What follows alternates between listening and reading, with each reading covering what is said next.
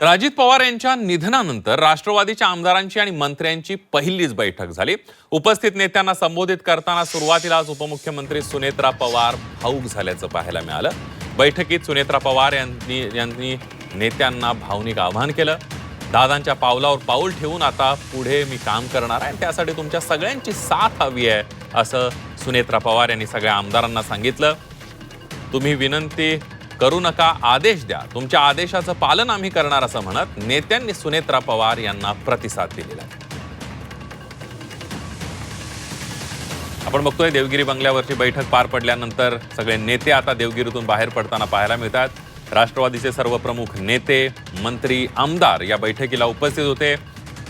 राष्ट्रवादीच्या राष्ट्रीय अध्यक्षपदासंदर्भात चर्चा करण्यासाठी बैठक झाली। सुनेत्रा पवार यांचं नाव एकमतानं निश्चित करण्यात आलेलं आहे आणि यावेळेला बोलताना सुनेत्रा पवार सगळ्या आमदारांशी, नेत्यांशी अजितदादांच्या निधनानंतर पहिल्यांदाच ही बैठक झाली आणि यावेळेला बोलताना सुनेत्रा पवार या प्रचंड भावूक झाल्याचं पाहायला मिळालं।